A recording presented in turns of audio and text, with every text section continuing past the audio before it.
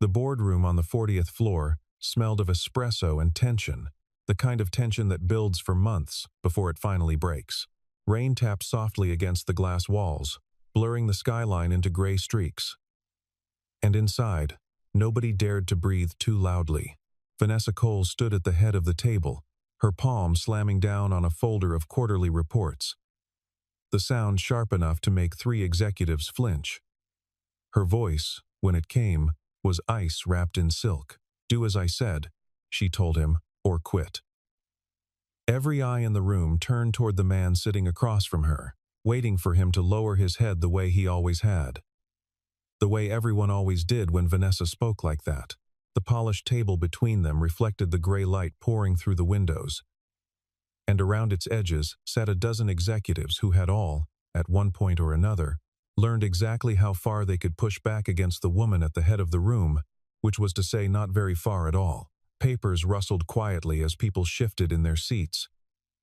And somewhere down the hallway a phone rang unanswered. The sound swallowed by the thick silence that had settled over the room like a held breath. But Nathan Reeves did not lower his head. He closed his laptop slowly, the click of the lid unnaturally loud in the silence, and slid his notebook into his worn canvas backpack without a trace of anger on his face. "Fine," he said quietly, and stood. He did not raise his voice. He did not argue. He simply walked toward the door, and he did not look back, not even once, though every person in that room silently begged him to. 10 minutes later, the first alert flashed red across the operations dashboard, 3 floors below, and by the time anyone understood what was happening, the entire global system had already begun to fail, and Vanessa Cole would soon discover that the quiet man she had just dismissed had been the very heartbeat of the company she thought she controlled. Long before that morning, Nathan had always been the first person through the glass doors of the company, arriving while the lobby lights were still dim and the coffee machines had not yet been switched on. He liked the quiet of those early hours, the way the building felt like it belonged only to him before the noise of 1,000 employees filled it again. Colleagues who worked beside him for years described him the same way, a man who solved problems nobody else could touch and never once mentioned it afterward.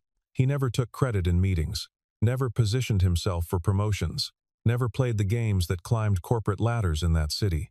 When a junior engineer broke a critical database at 2 in the morning, it was Nathan who fixed it before sunrise and told no one whose mistake it had been.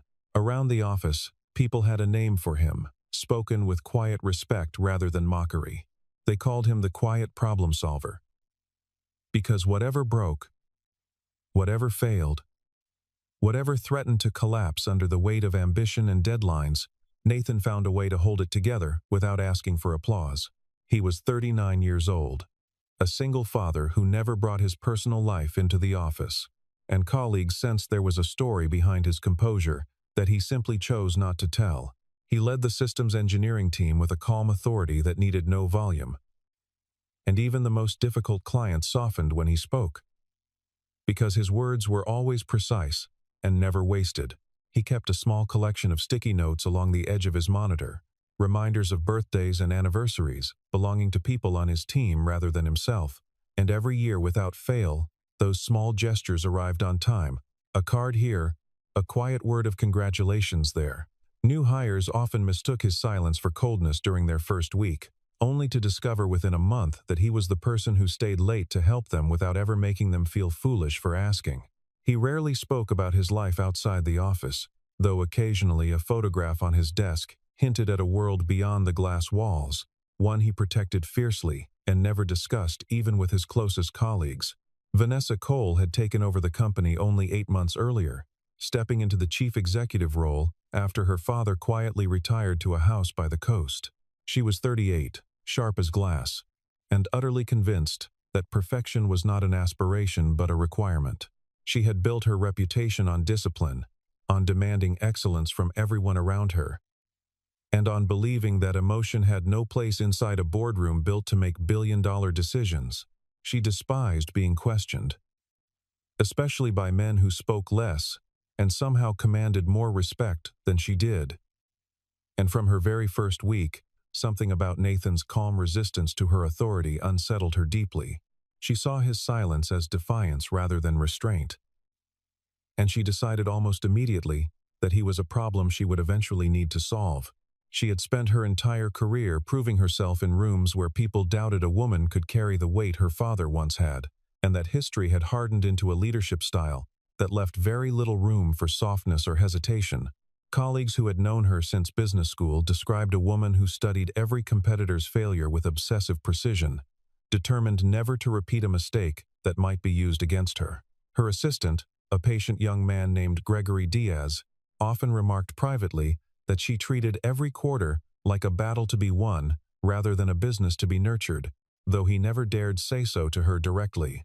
What Vanessa did not yet understand was that the empire she had inherited had been quietly held together, for years, by exactly the kind of person she was determined to break. The conflict did not arrive all at once. It arrived the way most disasters do, in small decisions that seemed reasonable in isolation, but catastrophic once stacked together. Vanessa announced, only weeks into her tenure, that she wanted to overhaul the entire system architecture that powered the company's global platform, a structure that had taken nearly a decade to build and that supported millions of users across dozens of countries. She wanted it modernized within 6 months, instead of the 18 the engineering team had proposed, and she wanted the budget for the transition cut by nearly a third to satisfy nervous investors watching the stock price too closely. She presented the plan with the confidence of someone who had rehearsed every objection in advance, distributing charts and projections that made the timeline look inevitable rather than reckless. Several junior executives exchanged uneasy glances across the table, but said nothing, having learned quickly that questioning Vanessa's numbers rarely ended well for the person doing the questioning. Nathan raised his hand in the very first strategy meeting where the plan was presented, and he spoke with the same calm he always carried, though everyone in the room could hear the seriousness underneath it. "The project is not ready," he told her plainly, explaining that rushing the migration without proper testing could destabilize systems that thousands of businesses depended on every single day. Vanessa listened, or appeared to, her arms crossed and her expression unreadable, and then she simply repeated the deadline as though he had said nothing at all. She was not interested in caution. She was interested in speed, in headlines, in proving to the board that she could move faster than her father ever had. In the weeks that followed, every meeting became a quiet battlefield disguised as a conference room. Other department heads, watching Nathan push back again and again, chose silence instead, nodding along with whatever Vanessa proposed, because disagreement had already cost 2 vice presidents their positions that year. Nathan alone kept raising concerns, not out of stubbornness but out of a responsibility he felt toward the systems he had spent a decade protecting. He sent memos outlining specific risks, attached data showing failure points in early testing, and requested additional time that was denied before he had even finished asking. Vanessa began to view him not as a cautious expert, but as an obstacle standing between her and the vision she was determined to prove correct. She started excluding him from certain planning sessions, then re-including him only when a decision needed an engineer's signature to move forward. The distance between them widened with every passing week, and around the office, people began to whisper that something between the new chief executive and the quiet problem solver was heading somewhere it could not return from. Nathan never complained about the treatment, never gathered allies to defend him, never once raised his voice in frustration. And that composure, strangely, seemed to irritate Vanessa more than open rebellion ever could have. During one particularly tense planning session in late September, Vanessa brought in an outside consultant to review the migration timeline, hoping his findings would finally silence Nathan's objections once and for all. The consultant, after 2 weeks of study, quietly confirmed nearly everything Nathan had already warned about. Though his report used softer language and safer phrasing designed not to offend the woman paying his fee, Vanessa read the report late one evening, alone in her office, and chose to file it away without presenting it to the board, telling herself the timeline could still work if everyone simply committed harder to making it happen. The morning it finally broke was gray and ordinary, indistinguishable from 100 mornings before it, which made what happened feel even sharper in memory. The executive team had gathered to finalize the migration timeline, and Nathan arrived with updated data showing that 3 core systems were still failing stress tests under the accelerated schedule. He laid the report on the table calmly and explained, once more, that pushing forward without additional testing risked a catastrophic outage across the platform's most critical functions. Vanessa listened for exactly as long as her patience allowed, which was not very long at all that morning. And then she stood up from her chair with a sharpness that silenced the room instantly. She had arrived that morning already tense from a difficult call with an investor who questioned whether she possessed her father's steady hand, and something about that lingering doubt seemed to sharpen every word she spoke in the meeting that followed. Gregory Diaz, watching from a chair near the door, later admitted to a colleague that he had never seen her arrive so tightly wound, as though she had spent the entire morning bracing herself for a fight. She was determined to win, regardless of what anyone said. "Do as I said," she told him, her voice cutting through the quiet like a blade. "Or quit." The words landed, and nobody moved, nobody breathed.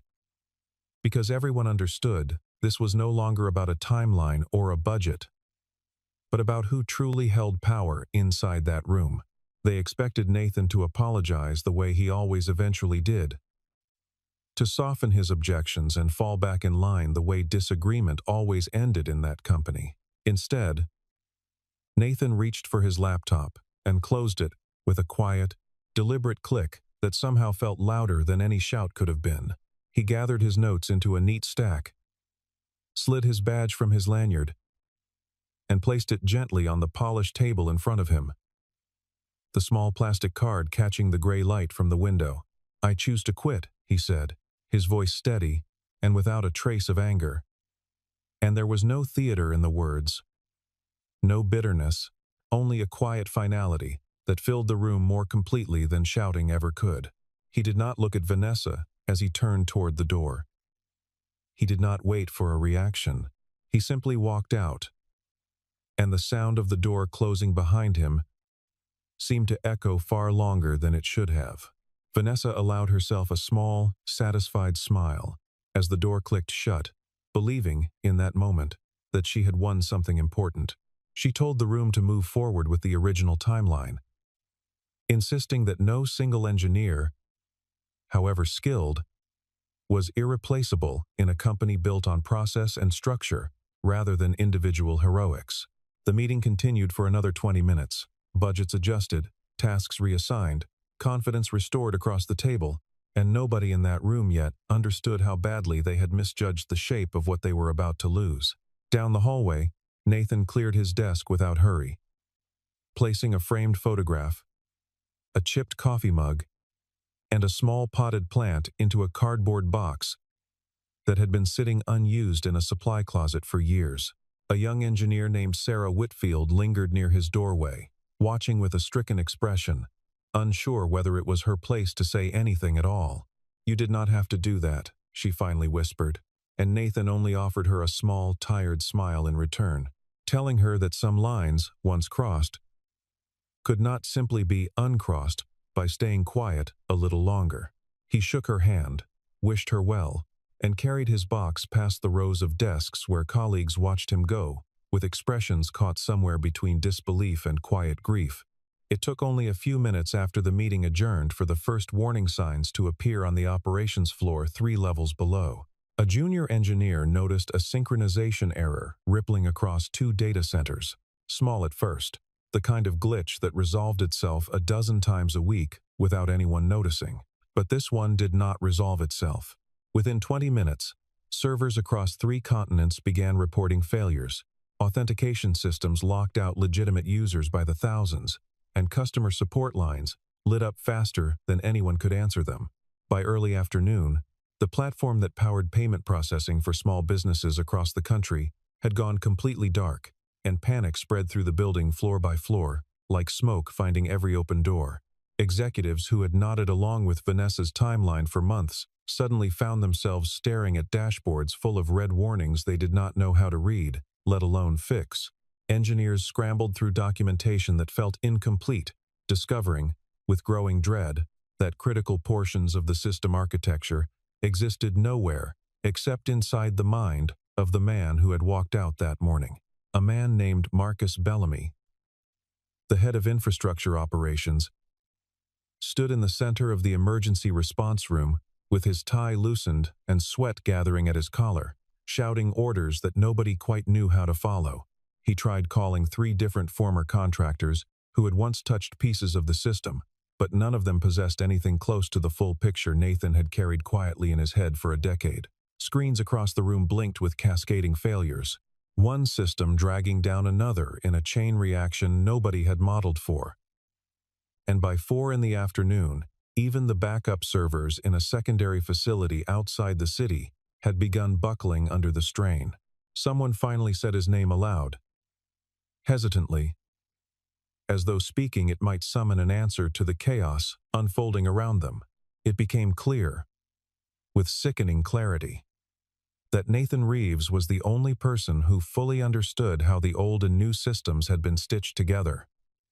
A knowledge built over 10 years of quiet, patient work that no documentation had ever fully captured.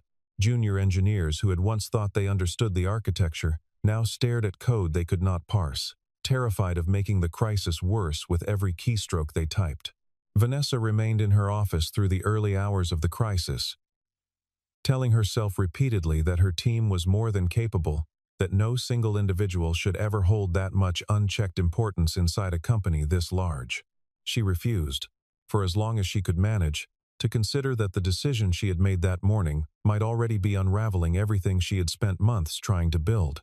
But as the hours passed and the outage spread instead of resolving, doubt began creeping into the edges of her certainty, quiet and persistent, the way water finds its way beneath a locked door.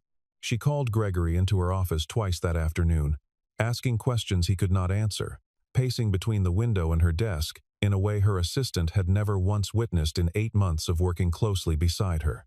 By early evening, she had stopped pretending the situation would resolve itself, though she still had not spoken Nathan's name aloud, as though avoiding it might somehow delay the reckoning she could already feel approaching. It was the older employees, the ones who had been with the company since its earliest years, who began quietly filling in the picture that Vanessa had never bothered to see. They gathered in small clusters near the emergency response room, trading stories in hushed voices about the man who had just walked out. Years earlier, they recalled, it had been Nathan who discovered a ransomware attack hidden inside the payroll system before it could spread, working through 3 straight nights to contain it without ever telling senior leadership how close the company had come to disaster. A woman named Patricia Lowry, who managed the payroll department during that incident, still remembered the morning Nathan quietly handed her a printed report showing the threat had been fully contained, offering no explanation of the sleepless nights it had cost him. She had assumed, at the time, that the fix had been routine, a small technical matter handled by the systems team as a matter of course, and only years later did she learn from a colleague how close the company had actually come to losing every employee's financial records that week. They remembered the countless late nights he had spent alone in the server room, fixing critical failures long after everyone else had gone home, never once submitting overtime requests or asking for recognition the following morning.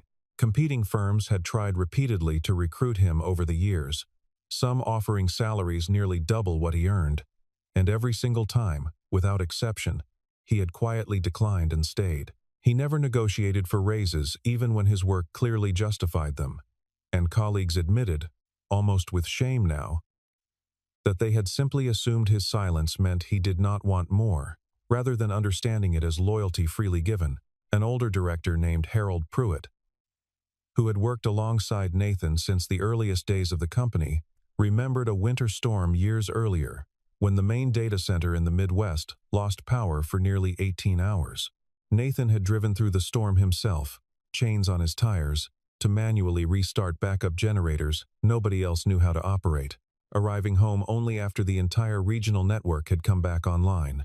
Harold admitted, quietly, that he had never once thanked Nathan properly for that night, assuming, as everyone always seemed to, that a man so calm and capable simply did not require gratitude the way other people did. Someone eventually pulled up the company's patent records out of curiosity, and what they found sent a ripple of stunned silence through the room. Nathan's name appeared on nearly a dozen filings, foundational technologies that had quietly become the backbone of the platform's entire competitive advantage. It became painfully clear that the very core of the system Vanessa had ordered rebuilt in 6 months had been designed, from the ground up, by the man she had just forced out of the building. The realization landed on everyone present with a kind of collective guilt.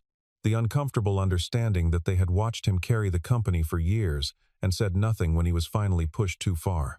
Word of these discoveries eventually reached Vanessa through a nervous assistant who relayed the details in fragments, unsure how her employer would react to hearing them. Vanessa said nothing at first, simply staring out at the city skyline through her office window, the rain still falling steadily against the glass. Somewhere beneath her composed exterior, a very small, very unfamiliar feeling began to take root, something that felt uncomfortably close to doubt about a decision she had made without hesitation only that morning. The crisis did not stay contained within the building for long. By the following morning, financial news outlets were reporting the outage, and the company's stock price dropped sharply within the first hour of trading, wiping out months of gains in a matter of minutes. 3 of the company's largest clients called before 9 o'clock, demanding explanations, one of them threatening to terminate a contract worth tens of millions of dollars if the platform was not stabilized by the end of the week. Investors who had once praised Vanessa's aggressive leadership style now flooded her phone with calls demanding to know exactly what had gone wrong and who was responsible for allowing it to happen. Vanessa barely slept over the following nights, spending long hours pacing through an apartment that suddenly felt too large and too quiet for the weight pressing down on her. She reviewed technical reports she barely understood, sat through emergency meetings that produced no real solutions, and watched, helplessly, as engineers worked in exhausted shifts, trying to patch a system none of them had built. For the first time since taking over the company, she felt something crack beneath the confidence she had always worn like armor, a fracture she had no idea how to repair. In a moment, she would later struggle to explain, even to herself, Vanessa opened Nathan's personnel file late one night, something she had never once thought to do in all the months she had worked alongside him. What she found unsettled her more than any financial report from the crisis had managed to. 10 years of flawless performance reviews filled the file, each one more glowing than the last, describing a man who solved problems quietly, mentored junior staff without being asked, and never once generated a single complaint from a colleague or client. Tucked among the formal documents were letters, dozens of them, written by employees over the years, thanking Nathan for help he had given without any expectation of recognition. One letter described how he had stayed late for a week straight to help a struggling new hire understand a system nobody had properly explained to her. Another recounted how he had personally covered a shift so a grieving colleague could attend a funeral, never mentioning it to anyone afterward. Vanessa sat alone in her office long after midnight, reading letter after letter, and felt something heavy and unfamiliar settle in her chest. A feeling she eventually recognized, uncomfortably, as shame. One letter in particular stopped her completely, written years earlier by a woman who had since left the company, describing how Nathan had quietly arranged coverage for her entire team during a family emergency, without ever telling management the real reason behind the schedule change. The woman had written that she never properly thanked him because he had made it so easy to simply move forward, never lingering on his own kindness long enough for anyone to properly acknowledge it. Vanessa set the letter down and pressed her palms against her eyes, understanding now that the man she had dismissed in front of a room full of people had spent a decade quietly holding together not just a system, but the lives of everyone who depended on it. By the time morning arrived, Vanessa had made a decision that surprised even her closest assistant, who had never known her employer to act on impulse rather than calculated strategy. She would not send an email. She would not schedule a formal meeting through corporate channels. She got into her own car, alone, without her usual driver, or the security detail that typically shadowed her movements through the city. She drove first to a small coffee shop near the edge of downtown, a place a former colleague mentioned Nathan sometimes visited on quiet mornings. But the barista behind the counter said she had not seen him in days. From there, she tried the public library 2 blocks over, then a park where children's laughter echoed faintly beneath gray autumn skies. And still there was no sign of the man she had dismissed so easily 2 mornings earlier. She sat in her car outside his old apartment building for nearly 20 minutes, staring up at dark windows, wondering if she had already lost the chance to make anything right. At one point during her search, Vanessa found herself parked outside a small hardware store where, according to an old company directory listing an emergency contact, Nathan had once volunteered weekends fixing appliances for elderly neighbors in his building. The owner, an elderly man wiping his glasses behind the counter, spoke of Nathan with the kind of warmth reserved for family, telling her stories of a man who never once asked for payment when he could tell someone was struggling. Vanessa left that store with her hands trembling slightly on the steering wheel, beginning to understand the sheer scale of the life she had never once bothered to notice in all the months they had worked together. It was a former colleague, reached through a hesitant phone call, who finally mentioned a small research workshop on the edge of the city, a place where local startups sometimes borrowed space and expertise from volunteers willing to help. Vanessa arrived just as the autumn rain began falling harder. Soaking through her coat as she stepped out of the car and approached the modest brick building. Through a window fogged with condensation, she saw him, sleeves rolled up, patiently explaining a line of code to two young entrepreneurs who looked at him with the kind of admiration she suddenly understood she had never once offered him herself. Nathan looked up when she entered, and there was no anger in his expression, no satisfaction at seeing her arrive looking so uncertain. Only a calm, steady attention that felt somehow more unsettling than either reaction would have been. He excused himself from the two young founders and walked toward her without hurry, wiping his hands on a cloth before folding his arms loosely across his chest. Vanessa asked if they could talk, her voice smaller than she remembered it ever sounding in a boardroom. And after a long moment of consideration, Nathan simply nodded and gestured toward two chairs near the window. They sat across from each other in near silence for a moment, rain streaking down the glass beside them, before Vanessa finally found the words she had rehearsed poorly the entire drive over. "I did not come here about the outage," she told him quietly, though both of them understood the crisis had been the reason she finally opened his file at all. Nathan studied her for a long moment before he spoke, his voice as calm and unhurried as it had always been, even in the boardroom where everyone else had trembled. "I did not leave because of pride," he told her simply, watching the rain rather than her face as he spoke. "I left because you forced everyone in that room to choose between telling you the truth and keeping their job. And you made it very clear which one you valued more." He explained, without bitterness, that leadership was never about knowing every technical detail better than the people who worked for you. "A good leader," he said, "does not need to have all the answers, but she must be willing to listen when the people closest to the problem are trying to warn her." Vanessa sat with those words for a long moment, feeling them settle somewhere deeper than she expected, somewhere past the confident exterior she had built so carefully over years of proving herself in rooms that doubted her. She realized, with a clarity that felt almost physical, that she had spent months mistaking obedience for respect and silence for loyalty, when the truth had been the opposite the entire time. For the first time in longer than she could remember, Vanessa Cole did not know what to say, and the silence between them stretched on, comfortable in a way that surprised her. She asked him, finally, why he had never once pushed back harder, why he had simply absorbed months of dismissal without ever raising his voice or demanding to be heard the way anyone else might have. Nathan considered the question carefully before answering, telling her that shouting had never once changed a decision she had already made up her mind about, and that he had learned long ago to save his energy for the work itself rather than the argument. He admitted, quietly, that walking away had been the hardest decision he had made in years, not because he doubted himself, but because he genuinely cared about the people who would be left to deal with the consequences. That admission, more than anything else he had said, was what finally broke through the last of Vanessa's composure. "I am sorry," she finally said, and there was nothing performed about it. No boardroom polish softening the words into something easier to deliver. It was simply true, spoken plainly. The kind of apology she had never once offered anyone in her adult life because she had never believed she owed one. Nathan did not respond immediately. watching her carefully as though weighing the sincerity behind the words. And something in his expression, almost imperceptibly, began to soften. Vanessa did not ask him to return that day, understanding somehow that pushing too quickly would undo whatever fragile honesty had just passed between them.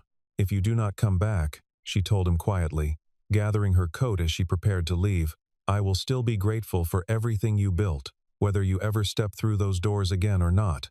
Nathan walked her to her car in silence, the rain finally beginning to ease, and as she pulled away from the curb, she caught a glimpse of him in the mirror, standing perfectly still, watching her go.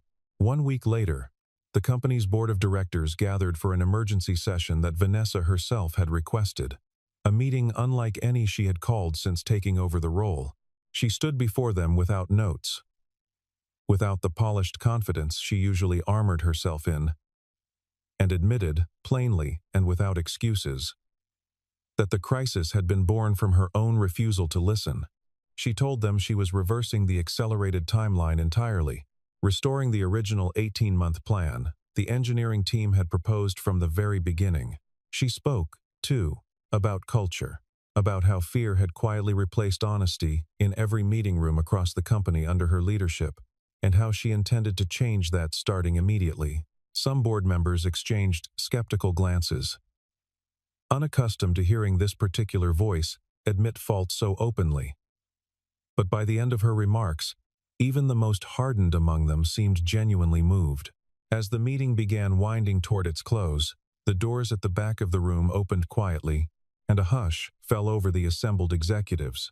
One older board member, a woman named Eleanor Whitcomb, who had sat on the board since the company's founding, leaned toward a colleague and murmured that she had not seen a leader speak with that kind of honesty in this room in over 20 years. She had watched Vanessa's father build the company through decades of careful, patient decisions, and something about his daughter's admission that afternoon reminded her, unexpectedly, of the man he had once been before ambition and market pressure hardened him too.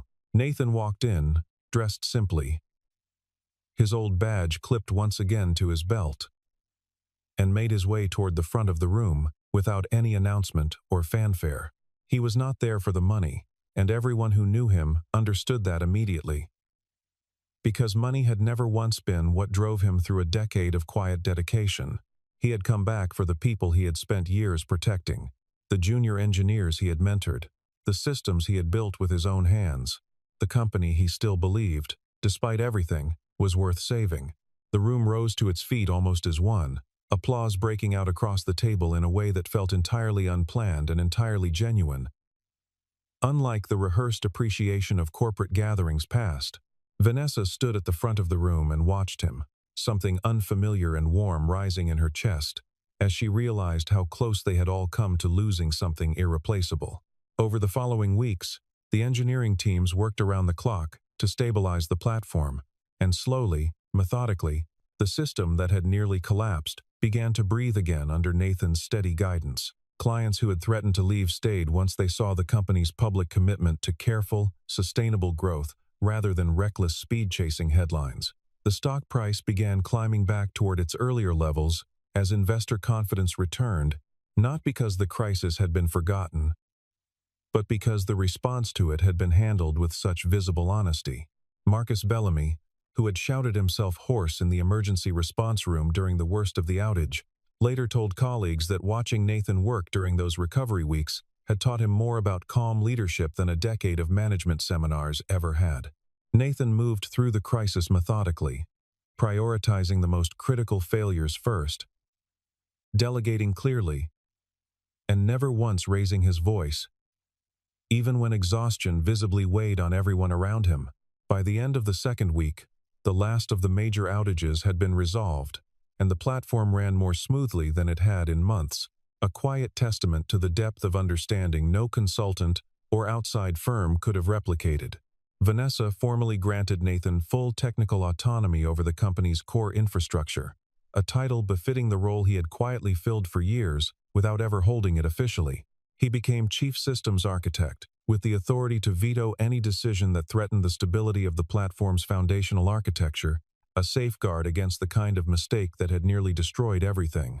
It was not a gesture of guilt, though guilt had certainly played its part.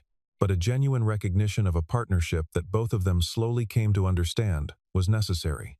The announcement of his new title spread quickly through every floor of the building, and for the first time in longer than anyone could remember, morale across the engineering division visibly lifted.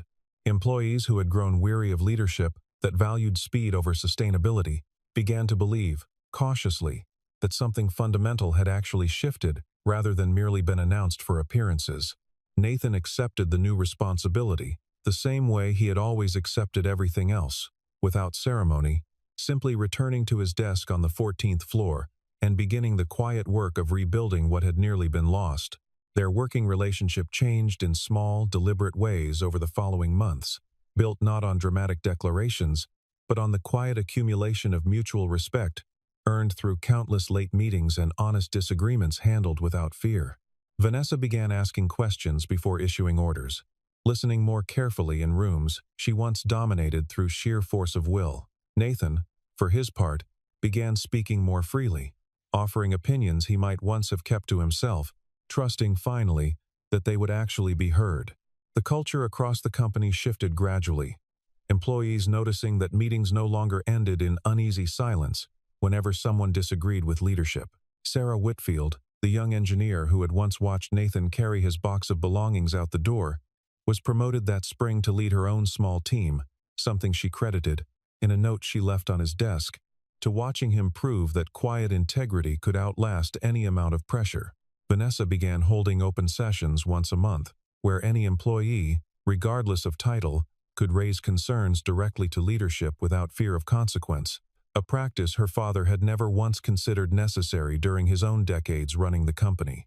There was no sudden romance, no dramatic confession delivered beneath dimmed office lights, only the slow, steady warmth of two people who had learned to see each other clearly after nearly losing everything. They worked side by side through difficult decisions, celebrated small victories with simple nods across crowded rooms, and gradually built something neither of them could have predicted on that gray autumn morning when everything had nearly fallen apart. Months later, on another quiet evening with rain tapping gently against the windows, Vanessa found herself standing in the doorway of the server room, watching Nathan work through a minor glitch with the same patient focus he always brought to every problem, large or small. He did not notice her at first, absorbed in the lines of code scrolling across his screen, and she found herself smiling at the familiar sight, one that no longer felt like a threat to her authority but like a steady presence she had come to value deeply. She thought back, standing there in the doorway, to the version of herself who had once believed that power meant never bending, never admitting fault, never allowing another person's judgment to matter more than her own certainty. That version of her felt distant now, replaced by someone who had learned, slowly and sometimes painfully, that real strength included the humility to recognize when she had been wrong. The company around her had changed too, quieter now in the way it made decisions, steadier in the way it treated the people who kept it running. And she understood that neither transformation would have happened without the man standing just a few feet away, unaware he was being watched. This time, she said softly, stepping into the room as he finally looked up, "I will listen before I give the order." Nathan studied her for a long moment, something gentle passing across his usually composed expression. And then he smiled. A small, genuine smile that reached all the way to his eyes. Neither of them said anything more. The silence between them, comfortable now in a way it had never been before, filled with understanding instead of tension. Outside, the city lights blurred softly through the rain-streaked glass, and somewhere far above the noise and ambition that had once defined that company, a quieter kind of leadership had finally taken root, one measured not in commands given but in trust rebuilt, one late evening and one honest conversation at a time.